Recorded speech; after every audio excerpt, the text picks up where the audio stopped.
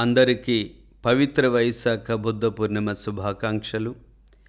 ఈ వైశాఖ పౌర్ణమి మానవాళి చరిత్రలో అత్యంత పవిత్రమైనది, విశిష్టమైనది.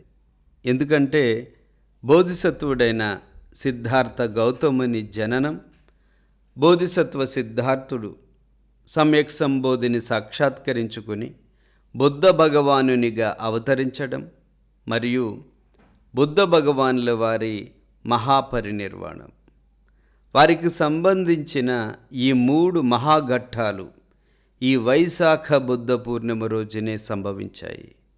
బుద్ధ భగవానుల వారు మనిషి తనలో ఉండి కూడా తాను గుర్తించలేకపోతున్న మనసును, ఆ మనసు యొక్క అపారమైన శక్తిని, దాని స్వభావాన్ని, దానిలో జరిగే ప్రక్రియలను, అలాగే మనస్సుకు ముక్తికి, మనసుకు సుస్థిరమైన సుఖశాంతులకు మధ్య ఉన్న సంబంధాన్ని ప్రపంచానికి పరిచయం చేశారు.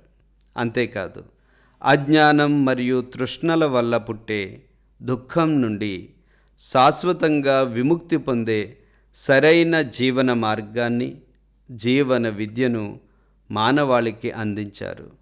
వారు బోధించిన ధమ్మం కేవలం ఆధ్యాత్మికతకే పరిమితం కాలేదు. మానవత్వాన్ని, మానవజాతి ఏకత్వాన్ని, సర్వమానవ సమానత్వాన్ని అత్యున్నతంగా ప్రబోధించింది. పుట్టుకతో ఎవరు గొప్పవారు కాలేరని, చేసే కర్మలను బట్టే మనిషి ఔన్నత్యం ఆధారపడి ఉంటుందని నిరూపించారు. వారు బోధించిన ఈ అరియ మార్గంలో అంతఃకరణ శుద్ధితో నడిచే ప్రతి ఒక్కరికి సుస్థిరమైన శాంతి, ఆనందం మరియు అంతిమ లక్ష్యమైన నిబ్బానం సిద్ధిస్తాయి. బుద్ధుడు చూపిన ఈ కరుణా మైత్రి మార్గం యావత్ ప్రాణికోటికి, సమస్త ప్రకృతికి ఎల్లప్పటికీ పరమహితాన్ని చేకూరుస్తుంది. మరొక్కసారి అందరికీ వైశాఖ బుద్ధ పూర్ణిమ శుభాకాంక్షలు. భవతు సబ్బ మంగళం.